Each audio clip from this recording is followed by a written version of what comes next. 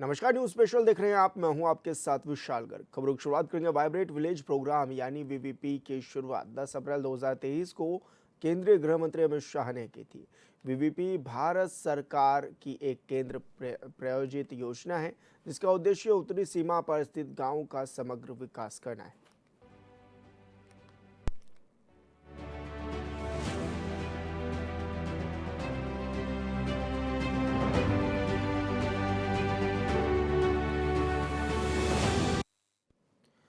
Vibrant village programme के तहत उत्तराखंड की सीमावर्ती इलाकों के गांवों की लिस्ट तैयार की गई है। पहले चरण में नेपाल सीमा से सटे गांवों को आबाद करने की तैयारी है, जिस पर सत्ता पक्ष और विपक्ष के बीच राजनीति भी जारी है। उत्तराखंड में वाइब्रेंट के तहत सीमावर्ती इलाकों के 40 गांवों को आबाद करने की तैयारी चल रही है। कार्यक्रम के नोडल अधिकारी अनुराधा पाल ने बताया कि वाइब्रेंट विलेज 2.0 के तहत डिजिटल तरीके से नेपाल से सटे 40 गांवों का पुनरुद्धार किया जाएगा। वीवीपी 1 में जो हमारे 51 विलेजेस थे उत्तरकाशी, चमोली और पिथौरागढ़ जनपद के, लगभग हमने 500 से ज़्यादा प्रोजेक्ट भारत सरकार को भेजे थे, जिसमें लगभग 200 के करीब हमारे स्वीकृत हुए थे। जिनमें कन्वर्जेंस की योजनाएं भी थी, स्टैंड अलोन वीवीपी 1 की योजनाएं भी थी। उसमें हमारे लाइवलीहुड से रिलेटेड प्रोजेक्ट भी थे और इंफ्रास्ट्रक्चर रिलेटेड प्रोजेक्ट भी थे। और पिथौरागढ़ में पीएमजीएसवाई की 5 सड़कें भी थी जो कि हमारी स्वीकृत हुई थी, जिसमें एक सड़क बीआरओ ने टेक ओवर करी है, 4 सड़कें पीएमजीएसवाई उस पर काम कर रही है।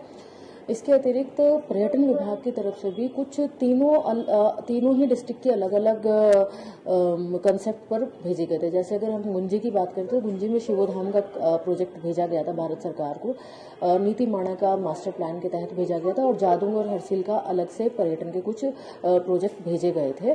तो उन पर भी भारत सरकार ने विचार किया है, कुछ में सैंक्शन भी दी है। और अभी भी भारत सरकार की जब लास्ट वीसी में भी बताया गया था कि अभी भी स्टेट वीवीपी 1 के प्रोजेक्ट भेज सकता है, जल्दी से जल्दी एसएलएसी करा दे। भारत सरकार में भी 15 दिसंबर के आसपास उसकी मीटिंग होनी है, जिसमें प्रोजेक्ट को स्वीकृति मिल जाएगी। भारत सरकार का कंसेप्ट है कि पर ब्लॉक पर लाइवलीहुड का एक अच्छा प्रोजेक्ट जरूर आ जाए।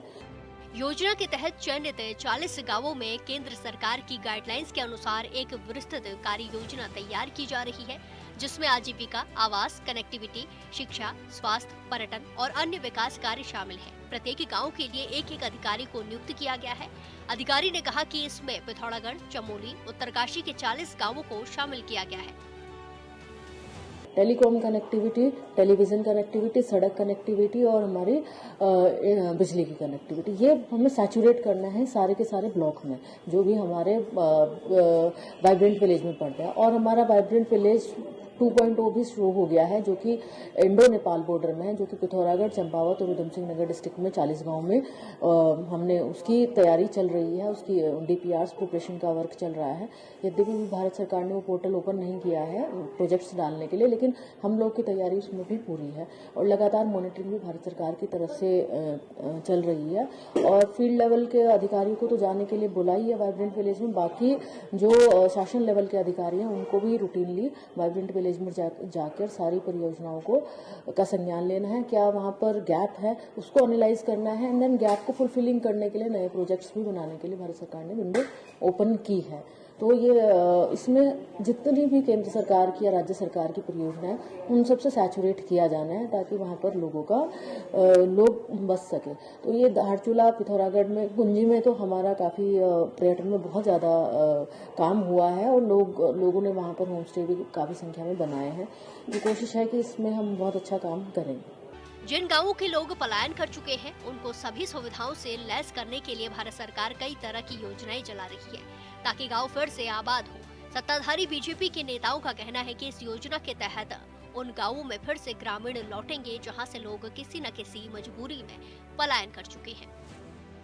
देश के प्रधानमंत्री जी जिस तरीके से उत्तराखंड को महत्व देने का काम करते हैं, उत्तराखंड के विकास की हमेशा चिंता करते हैं, उसी को लेकर के ऐतिहासिक निर्णय लेने का काम प्रधानमंत्री जी ने करा है कि जो हमारे उत्तराखंड के जो सुदृढ़ गांव हैं उनमें भी कनेक्टिविटी देने का जो है प्रधानमंत्री जी की तरफ से एक पैकेज की बात उन्होंने रखी है। उन्होंने इन गाँव को किस तरीके से हम सुंदर और सुदृढ़ बना सकते हैं, इन गाँव में जो जो उन्होंने चिन्हित किए हैं, इन गाँव को हम कैसे कनेक्टिविटी से जोड़ सकते हैं, उसमें चाहे मैं बिजली की बात करूं, उसमें चाहे मैं सड़क की बात करूं, उसमें चाहे मैं शिक्षा की, स्वास्थ्य की और तमाम मातृशक्ति को आत्मनिर्भर बनाने वाली जैसी योजनाओं को देश के प्रधानमंत्री जी ने जिस तरीके से अग्रिम पंक्ति में रखा है, उससे आज हमारे उत्तराखंड के अंदर माननीय मुख्यमंत्री जी के द्वारा, पुष्कर सिंह धामी जी के द्वारा जिस तरीके से इस प्रदेश को चहुमुखी विकास की ओर रखा जा रहा है या लिया जा रहा है, कहीं ना कहीं आज इस प्रदेश को एक नई पहचान मिली है।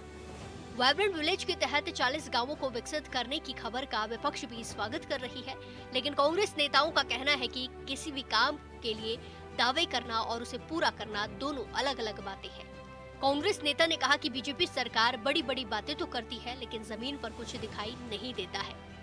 सीमांत गांवों के विकास के लिए सरकार लगातार बयानबाजी कर रही है। सरकार की ओर से कहा जा रहा है कि प्राइवेट विलेज की उसकी योजना है। निश्चित तौर पर प्राइवेट विलेज होना चाहिए, सीमांत गांव आबाद होने चाहिए और सरकार जो दावे वहां पर कर रही है वो दावे धरातल पर नजर आने चाहिए। लगातार पिछले 3 सालों से जब भी केंद्र से कोई यहाँ राज्य में आता है, यह लगातार जो है मुख्यमंत्री जी भी इस प्रकार के दावे करते हैं कि प्राइवेट विलेज को लेकर के सरकार बहुत गंभीर है, सीमांत गाँव का पुनर्विकास चाहती है। निश्चित तौर पर हमारे सीमांत गांव विकसित होंगे, वहाँ पर जो है मानवीय चहल पहल बढ़ेगी, लोग खुशहाल होंगे, वहाँ पर आवाजाही आसान होगी, तो हमारी सीमाएं भी सुरक्षित होंगी।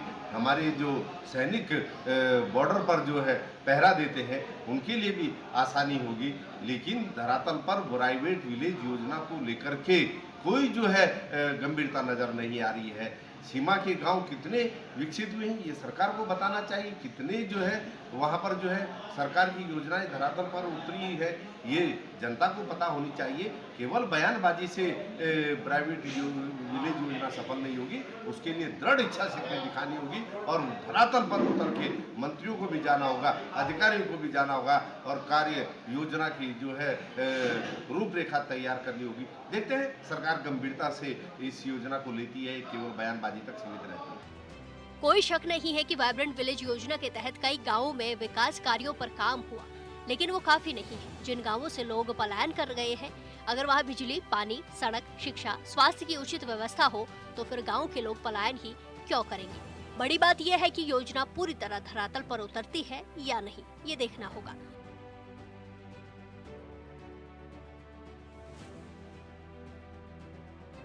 देहरादून से योगेश आर्य की रिपोर्ट।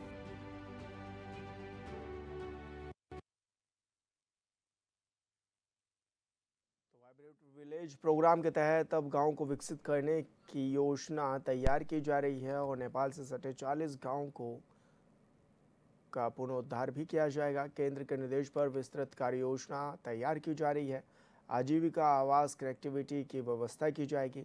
शिक्षा, स्वास्थ्य, पर्यटन स्थल भी विकसित इस दौरान किए जाएंगे। हालांकि बताया जा रहा है इसको लेकर तैयारियां भी जोरों शोरों से जारी हैं और उत्तराखंड में सीमावर्ती 40 गांव अब आबाद किए जाएंगे। इसके लिए कार्य योजना तैयार की जा रही है। अधिकारियों को भी इसके लिए जिम्मेदारी सौंपी गई है। पिथौरागढ़, चमोली और उत्तरकाशी के भी 40 गांव का चयन किया जाएगा। तो पलायन से खाली हो चुके गांव में अब फिर से एक बार लौटती हुई रौनक नजर आएगी।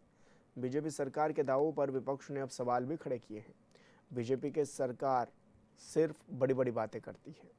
बीजेपी की सरकार कथनी और करनी में अंतर भी है और ऐसे में तमाम लोग हमारे साथ इस खास चर्चा में भी जुड़ गए हैं। सभी से आपका परिचय भी करा देते हैं। हमारे साथ सतीश चंद जी जुड़ गए हैं बीजेपी से, पंकज छेत्री से जुड़ गए हैं कांग्रेस से और संवाददाता योगेश आर्या भी हमारे साथ लाइव जुड़ गए हैं। योगेश, किस तरह की योजना है, किस तरह की तैयारियां हैं इन 40 गाँव को आबाद करने के लिए?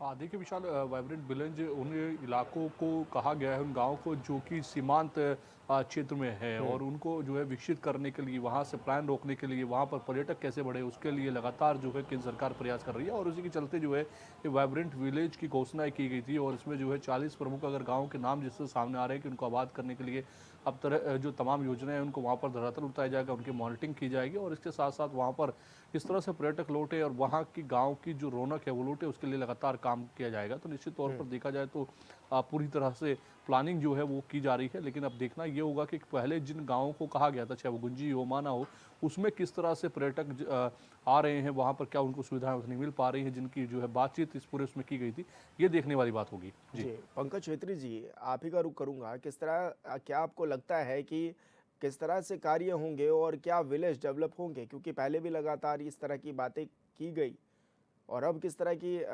योजना आपको लग रही है कि साकार होती हुई नजर आएगी? पंकज छेत्री जी, आप तक मेरी आवाज पहुंच पा रही है? ऑडियो नहीं मिल पा रहा है। जी, लगता है टेक्निकल इशू है, कुछ ऑडियो नहीं मिल पा रहा है, संपर्क टूट गया। दोबारा उनसे जुड़ने की कोशिश करेंगे। सतीश जी हमारे साथ जुड़े हुए हैं।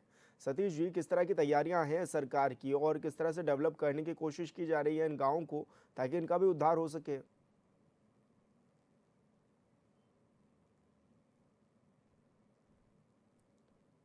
सतीश जी, आपको मेरी आवाज मिल पा रही है? लगता है उनका भी संपर्क टूट गया है। दोबारा उनसे जुड़ने की कोशिश करेंगे। संवाददाता योगेश आर्या हमारे साथ जुड़े हुए हैं। योगेश, ये जो वाइब्रेट विलेज है, इससे पहले भी इस तरह के नाम दिए गए थे। हालांकि हर गांव के लिए एक एक अधिकारियों को नियुक्ति भी दी गई और ऐसे में यह भी बताया जा रहा है कि पिथौरागढ़, चमोली, उत्तरकाशी के 40 गाँवों की तस्वीरें अब बदली जाएंगी। पलायन से जो खाली हो चुके हैं गाँव, उनको बदलने की कोशिश की जा रही है और ऐसे में बीजेपी के दावों पर कांग्रेस भी लगातार चुटकी लेती हुई नजर आ रही है और ये कहा गया है कि बीजेपी सरकार की कथनी और करनी में अंतर है। कांग्रेस की ओर से आरोप लगाए गए। उत्तराखंड में सीमावर्ती 40 गांव की तस्वीर बदलने की ये बात की जा रही है। नेपाल से सटे 40 गांव का पूर्ण उद्धार किया जाएगा, ये भी कहा जा रहा है। हालांकि वहाँ पर होम स्टे हों या फिर तमाम योजनाएं हों, वो चलाई जाएंगी ताकि वहाँ की रौनक जो है वो वापस लौट सके। प्लान पर एक चोट करने की कोशिश की जा रही है ताकि रिवर्स प्लान हो सके और ये कहा जा रहा है शिक्षा, स्वास्थ्य और पर्यटन स्थल विकसित इस दौरान किए जाएंगे। हर गाँव के लिए एक एक अधिकारियों की नियुक्ति की जाएगी। पिथौरागढ़, चमोली और उत्तरकाशी के 40 गाँव का इस दौरान चयन भी किया गया है और प्लान से खाली हो चुके गाँव में रौनक कैसे लौटेगी, उस पर भी लगातार चर्चाएं जारी हैं और उस कड़ी में काम होता हुआ भी नजर आ रहा है। तो बीजेपी सरकार की कथनी और करनी में अंतर है। कांग्रेस की ओर से बार बार आरोप भी लगाए जाते हैं और लेकिन इसको लेकर अब ये भी कहा जा रहा है कि जो वाइब्रेट विलेज है उसके तहत गांव को विकसित किया जाएगा। केंद्र सरकार, राज्य सरकार मिलकर कार्य करेगी ताकि इन गांवों का उद्धार हो सके। और सतीश सिंह जी हमारे साथ जुड़ गए। सतीश चंद जी, सतीश जी, किस तरह से आप लोग गांव का विकास करेंगे, किस तरह से प्लान पर चोट करेंगे ताकि रिवर्स प्लान हो सके? विशाल भाई, देखिए, जो डबल इंजन की सरकार है, माननीय प्रधानमंत्री आदरणीय श्री नरेंद्र मोदी जी के नेतृत्व में जो चल रही है पूरे देश में और प्रदेश में माननीय पुष्कर सिंह धामी जी के नेतृत्व में जो सरकार चल रही है, वो केवल शहरों को स्मार्ट नहीं बना रहे हैं, वो केवल गांवों को विकसित नहीं कर, आधुनिक नहीं कर रहे हैं। इसके साथ ही वो सीमांत क्षेत्र हैं, जो सीमांत गांव हैं, उनको वाइब्रेंट बनाने का भी कार्य कर रही है हमारी जो डबल इंजन की सरकार है। और आप ये देखिए विशाल भाई, जो सरकारें इनके जब कांग्रेस की सरकारें हुआ करती थी, वो सीमांत क्षेत्रों को इसलिए डेवलप नहीं करती थी, इसलिए वहाँ रोड नहीं पहुंचाती थी कि वहाँ घुसपैठिए आ जाएंगे, वहाँ आतंकवादी आ जाएंगे। और तो और जब नेहरू जी प्रधानमंत्री थे इस देश के, तो उन्होंने अक्षय चीन चाइना को इसलिए दे दिया कि वहाँ तो बंजर है भूमि, वहाँ तो कुछ उगता ही नहीं है, वहाँ कोई फसल नहीं उगती है। तो इस मनोदशा वाली जो सरकारें इन लोगों ने चलाई हैं, तो इनको यह समझ में नहीं आएगा कि वाइब्रेंट विलेज क्या होता है, स्मार्ट सिटी क्या होती है, इनको नहीं समझ में आएगा। लेकिन हमारी जो सरकार है वो प्रतिबद्ध और कटिबद्ध है हमारे सीमांत क्षेत्रों और सीमांत गांवों के विकास के लिए, ताकि हमारी सीमाएं सुरक्षित रह सकें। हमारी सीमाओं में जो घुसपैठिए हैं, जो आतंकवादी हैं, वो वहां पे ना आए, क्योंकि हमारे जो वहां पे रहने वाले लोग हैं, जो उन गांवों में वास करने वाले लोग हैं, वो भली भांति जानते हैं कि हमें भारत को और अपने गांव को किस तरह से सुरक्षित रखना है। तो मैं ये कहना चाहता हूँ विशाल भाई कि हमारी जो सरकार है, उन्होंने जिस तरह वाइब्रेंट विलेज जो वन योजना आई थी, उसमें चाइना से लगे हुए क्षेत्रों को, जो सीमांत क्षेत्र हैं, उनको सुरक्षित करने का और उन गांवों में कनेक्टिविटी करने का, और तो और पानी से लेके सारी जितनी बेसिक सुविधाएं हैं, चाहे वो चिकित्सा की सुविधा हो, चाहे वो राशन की सुविधा हो, सारी सुविधाएं वहां पे प्रोवाइड करी गई। और इसके साथ ही वहां पे हमारे माननीय प्रधानमंत्री जी ने, आप देखिएगा, उन्होंने स्वयं, हमारे माननीय प्रधानमंत्री जी स्वयं आते हैं और शीतकालीन यात्रा का उद्घाटन करते हैं और शीतकालीन यात्रा को प्रमोट करते हैं, ताकि यहाँ पे जो आजीविका की जो यहाँ परेशानियां हैं, उन सीमांत क्षेत्रों में, दूरस्थ क्षेत्रों में रहने वाले लोगों को, और जो शीतकालीन क्षेत्र में शीतकालीन के समय जब पूरा का पूरा वो बंद हो जाता है उनके आजीविका कमाने के संसाधन, तो उसके लिए हमारे माननीय प्रधानमंत्री जी और मुख्यमंत्री जी ने शीतकालीन यात्रा का शुभारंभ किया। तो मैं कहना चाहता हूं कि हमारी सरकार इसके लिए पूर्णतः गंभीर है और वो समझती है अपनी जिम्मेदारियों को। इसी के तहत जो वाइब्रेंट विलेज 2.0 जो आ रही है योजना, वो अब नेपाल से जुड़े हुए जो हमारे सीमांत क्षेत्र है उनको विकसित और उनको डेवलप करने के लिए आ रही है। और ये होना भी चाहिए, क्योंकि हमारी जो पूर्ववर्ती सरकारें रही, उन्होंने जो कुछ कार्य करे तो वो पूरे देश और पूरे प्रदेश में देखे हैं कि उनके मन में जो विकास के लिए योजनाएं और जो उनकी नीति होती थी वो किस तरह की होती थी। उन्हें केवल और केवल अपने विकास की पड़ी रहती थी, अपने परिवार के विकास की पड़ी रहती थी, उन्हें देश और प्रदेश से कोई मतलब नहीं था। लेकिन अब जो डबल इंजन की सरकार है पूरे देश में और प्रदेश में जो चल रही है, वो सिर्फ और सिर्फ एक चीज देखती है कि हमारे राष्ट्र हित जो है वो किस तरह से साधे जाएं, हमारे देश और प्रदेश का विकास किस तरह से हो, और जो उसमें रहने वाले लोग हैं उनको आजीविका के साधन मिले और वो अपनी बेसिक नीड फुलफिल करते हुए अपना जीवन यापन जो है वो सरल तरीके से करें। पंकज छेत्री जी, मेरा सवाल आपसे है, क्या लग रहा है, क्या उद्देश्य दिखाई भी दे रहा है राज्य सरकार और केंद्र सरकारों का, क्योंकि ये कहा जा रहा है कि वाइब्रेंट विलेज के तौर पर 40 गांव को विकसित करने का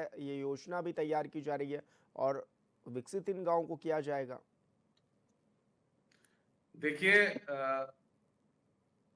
बीजेपी का आपको पता है शुरू से ही एक मकसद रहता है केवल भ्रमित करना।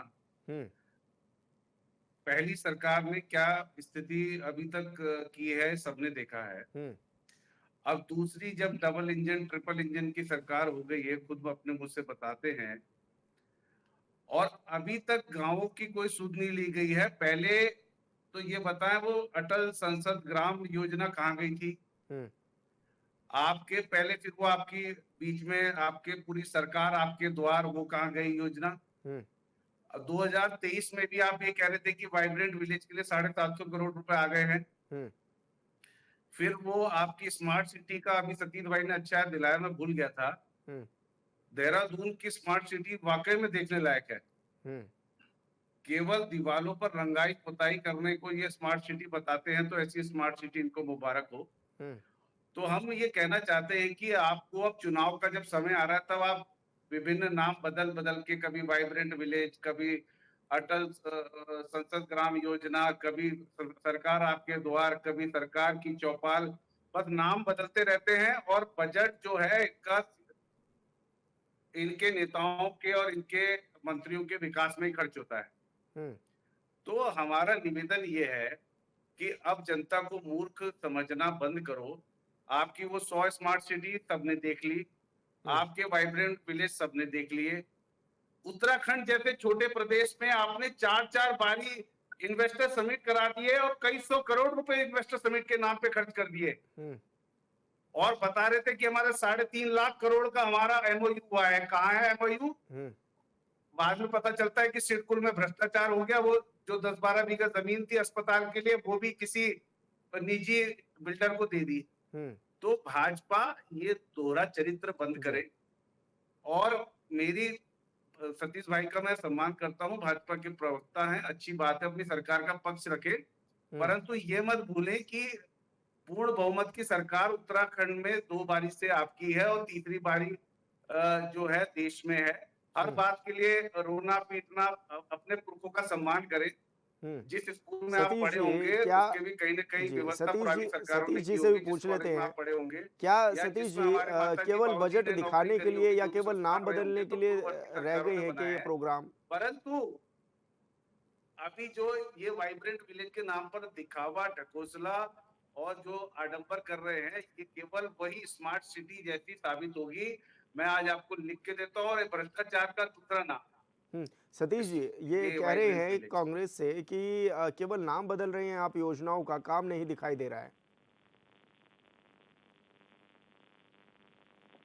सतीश जी, आप तक मेरी आवाज पहुंच पा रही है? जी जी। जी, अपनी बात रखिए। क्या केवल नाम ही बदले जा रहे हैं, काम नहीं हो रहे हैं?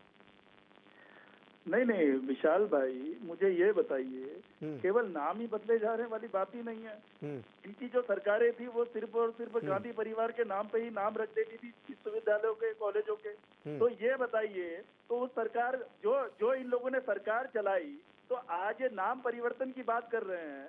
नाम परिवर्तन के साथ साथ इनको कुछ दिखता नहीं है क्या? हमें तो नाम परिवर्तन की आवश्यकता ही नहीं है। हमने तो जनहित से जुड़े हुए मुद्दे उठाए हैं, जनहित से जुड़े हुए मुद्दों का सॉर्ट आउट करा है, ऐसी नीतियां बनाई हैं कि जो अंतिम पायदान में बैठा हुआ व्यक्ति है उसको भी उसका लाभ मिल सके। लेकिन आपने क्या योजनाएं बनाई? आपने इतने साल शासन करा, आपने देश में भी शासन करा, प्रदेश में भी आपकी सरकार रही, तो आपकी एक भी नीति बता दीजिए जो जनता से रिलेटेड रही हो। आपने सिर्फ और सिर्फ तुष्टीकरण की राजनीति करी। आपने सिर्फ और सिर्फ यहाँ पे मुस्लिम यूनिवर्सिटी की बात करी। आपने सिर्फ और सिर्फ वक्फ कानून की बातें करी।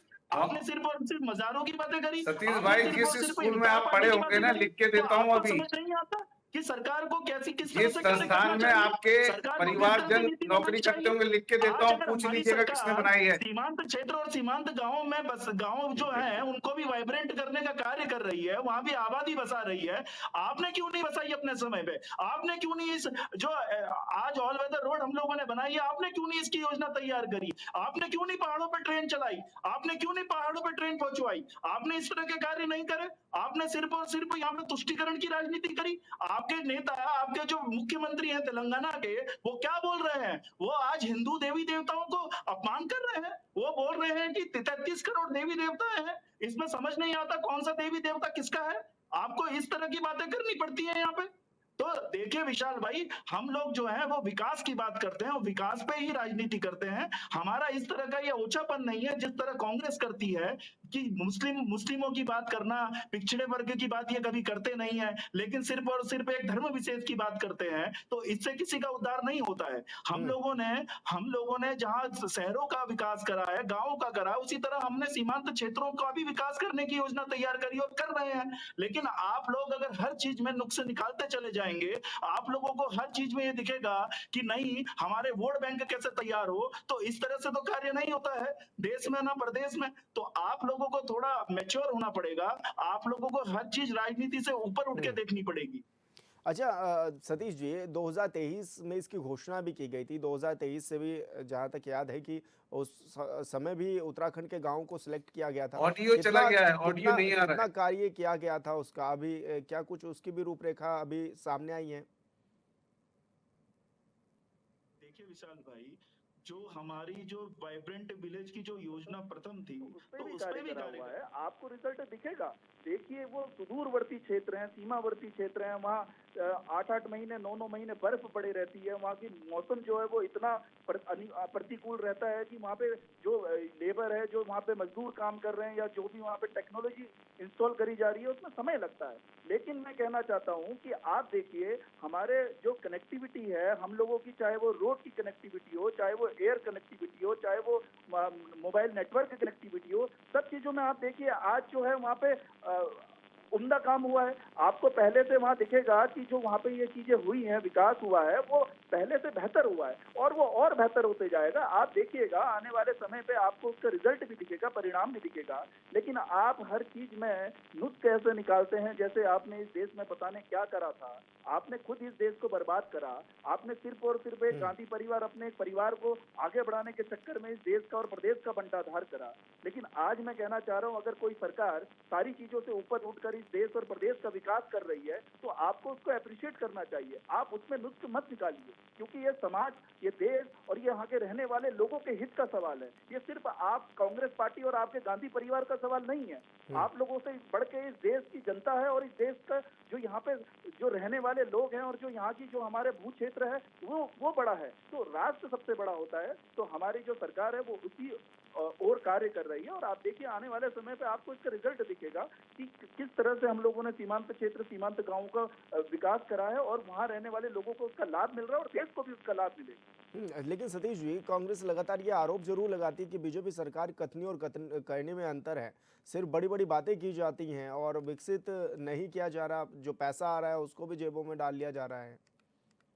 देखिए विशाल भाई, जो इनके प्रधानमंत्री हुआ करते थे श्रीमान राजीव गांधी, स्वर्गीय राजीव गांधी, वो खुद बोलते थे कि हमारा तो 1 रुपए चलता है, 5 पैसे 10 पैसे पता नहीं कहाँ कहाँ पहुँचता है। तो ये ऐसी सरकार चलाने वाले लोग इसी तरह की बातें कर सकते हैं, क्योंकि इनके पास तो चीजें पहले से इनको पता है ना कि क्या होता है करके। तो इसलिए वही ये प्रिडिक्शन यहाँ भी करते हैं। लेकिन ये भूल जाते हैं कि ये नरेंद्र मोदी जी की सरकार है, ये माननीय पुष्कर सिंह धामी जी की सरकार है। ये इस तरह के कार्य नहीं करती है। हमारा जो विजन रहता है वो छोटे से छोटे स्तर पे भी, अंतिम पायदान पे व्यक्ति पे उस चीज का लाभ पहुंचे, उसका हम लोग मॉनिटरिंग करते हैं, उसकी व्यवस्था करते हैं। हम ये नहीं बोलते कि 1 रुपए चलेगा, 5 पैसे 10 पैसे पहुंचेगा। हम किसी चीज को जस्टिफाई नहीं करते। हम सिर्फ ये बोलते हैं कि ये 0 टॉलरेंस की सरकार है और जो चीज जिस व्यक्ति के लिए आई है वो उसको मिलनी चाहिए। वो उसका अधिकार है, चाहे वो कोई भी हो, चाहे वो गरीब हो, चाहे वो अमीर हो, चाहे वो किसी भी वर्ग का व्यक्ति हो, उसको जो सरकार की नीति है उसका लाभ मिलना चाहिए। तो हमारा जो हमारा ठीक है सतीश जी। पंकज छेत्री जी, आप ही के पास आऊंगा। क्या लग रहा है, क्या वाइब्रेंट विलेज जो 40 गांव बनाए जाएंगे उनसे उत्तराखंड की तस्वीरें बदलेंगी? क्या लग रहा है आपको? देखिए, वाइब्रेंट विलेज जो नाम बदलकर एक नए भ्रष्टाचार करने की साजिश है, उसका अभी पर्दाफाश 2-3 महीने में ही हो जाएगा। क्योंकि ये सिर्फ एक, जैसे पहले अटल आदर्श ग्राम योजना, सांसद ग्राम योजना, सरकार आपके द्वार, सरकार की चौपाल और जो नए नए नाम बदलकर ये पूरे भ्रष्टाचार के नए नए तरीके खोज करते, स्मार्ट सिटी, इन्वेस्टर समिट, तो उसी प्रकार से ये वाइब्रेंट विलेज भी है। इसमें कुछ नहीं होने वाला है। अभी 9 साल हो गए सरकार को, अभी तक ये खुद को समझा ही नहीं पा रहे कि हम सरकार में, इन्हें काम करना आता ही नहीं, इन्हें केवल आता है भ्रष्टाचार करना। अभी भी पीछे रो रहे हैं नेहरू, गांधी जी को, राजीव जी को, कालिया। अरे भैया, जनता सब देख रही है। पूर्ण बहुमत की आपको देश में 3-3 की बारी की सरकार दे दी। इस बार थोड़ा सा डामाडोल हुआ, अगली बार पूरा डब्बा गोल हो जाएगा। और 2 बारी आपको उत्तराखंड में पूर्ण बहुमत की सरकार दे दी, परंतु आप मानने को तैयार नहीं है कि गवर्नेंस क्या होती है, गवर्नेंस कैसे काम करती है। बस केवल नाम बदलने हैं, ड्रामा करना है, कभी लोक भवन, कभी रोग भवन, पता नहीं क्या क्या, ये कभी वाइब्रेंट विलेज। अरे जनता देख रही है। कम से कम हमारा ये आग्रह है कि कभी कभी धार्मिक चश्मा उतार के भी देखें, विकास की बात करें। लगातार ITI बंद हो रहे हैं, स्कूल कॉलेजेस बंद हो रहे हैं, अस्पताल की इतनी बुरी हालत है। प्रसव पीड़ा में किस प्रकार से मातृशक्ति को लेके आया जा रहा है, 4 पहिए में रख के, किस प्रकार से। धराली का सीमांत गांव नहीं है, बताइए मुझे आप। धराली के 147 हमारे जो लोग हैं वो आज भी मलबे में दबे हैं। वो उनका दाह संस्कार कब होगा, पंकज जी? ये पूछता उत्तराखंड। ठीक है, बताइए। पंकज जी, बहुत शुक्रिया आपका, आप हमारे साथ जुड़े। सतीश जी, आपका भी बहुत शुक्रिया, आप हमारे साथ जुड़े। और योगेश, आपने भी अपनी बात रखी, बहुत शुक्रिया आपका। न्यूज स्पेशल में मेरे साथ इतना ही। आप देखते रहिए HNN 24/7। नमस्कार।